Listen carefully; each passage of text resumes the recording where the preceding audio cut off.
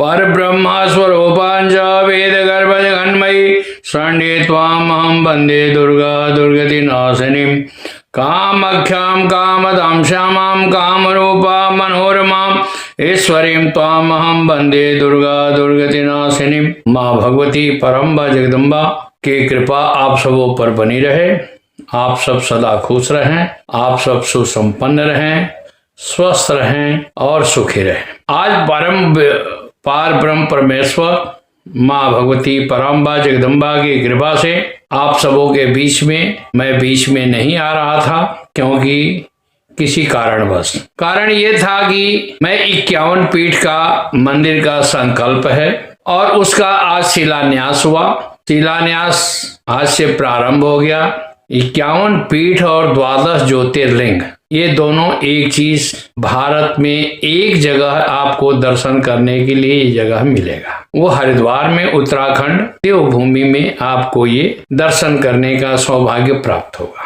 मेरा भी सौभाग्य है कि इस संकल्प को लेकर के मैं आगे बढ़ा हूं। आज के दिन, खास करके आज के दिन मैं आप लोगों के मध्य आ रहा हूं, क्योंकि कल जो है सो राम विवाह, भगवान श्री रामचंद्र जी का विवाह जो हुआ था वो पंचमी के दिन हुआ था, मार्गशीर्ष शुक्ला पंचमी के दिन। इसीलिए सभी शक्तियों को, क्योंकि माँ भगवती परम्बा जगदम्बा सर्वशक्तिमान माँ भगवती सीता इस मृतलोक में अवतरित होकर के प्रभु श्री राम जी के गले में जयमाल डाल दी थी और वहां पर विवाह का कार्य संपन्न हुआ था। इसलिए मैं बहुत दिनों से सोच रहा था, मैं व्यस्त था कि आप लोगों के बीच में मैं कैसे आऊं, क्योंकि संकल्पो वै मूला, संकल्प ही प्रधान होता है। और सबसे बड़ी विशेषता ये है कि इस बार चैत्र के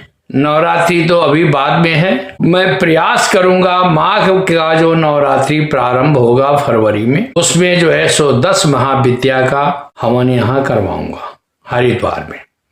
क्योंकि अन्य क्षेत्रे कृतं पापम तीर्थ क्षेत्रे विनश्यति, तीर्थ क्षेत्रे कृतं पापम काशी क्षेत्रे विनश्यति, काशी क्षेत्रे कृतं पापम हरि क्षेत्रे विनश्यति, हरिद्वार में विनाश होता है।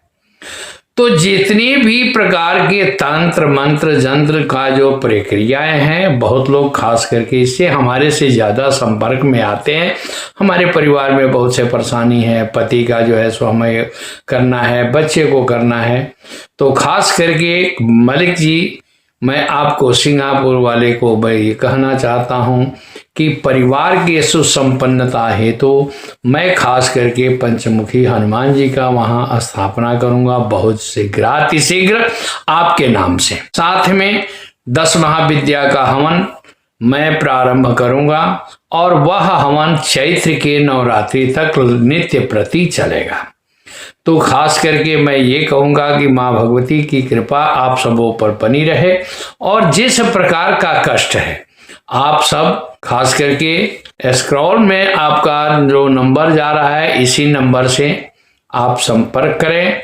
जो भी अगर उस आश्रम में, उस 51 पीठ के मंदिर में दान देने के लिए रुचि रखते हैं। देखिए, इसमें जगह का प्रोजेक्ट है हमारे पास। ये टोटल मंदिर का प्रोजेक्ट 35 CR का है। तो उसमें आप सबों का जमीन हमारा 3 CR का है, 4 CR का जो है सो मूर्तियों का है, बाकी बिल्डिंग का है। तो इसमें जो भी अपने कष्ट निवारण के लिए, अपने परिवार में सुख और शांति समृद्धि प्राप्ति के लिए, चाहे वो पिताजी के नाम से हो, चाहे दादाजी के नाम से हो, या माँ के नाम से हो, या दादी के नाम से हो, आप इसमें सहयोग दे सकते हैं।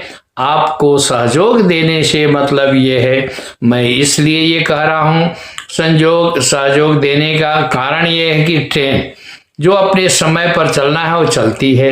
अगर आप चढ़ जाते हैं ट्रेन में, बर्थ नहीं मिलता है, तो टीटी आपको अगले स्टेशन तक इंतजार करेगा, नहीं तो दूसरे को दे देगा।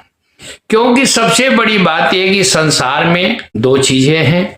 यो अगर मंदिर के निर्माण में आप मूर्ति में जो आप दान देना चाहते हैं, उससे क्या है कि वह फिक्स डिपॉजिट टाइप का है। 108 का माला होता है, गिनती 100 का होता है। उसमें से आपको अगर मूर्ति के में देते हैं तो एक माला में 2 दाना आपके हिस्से में आता है।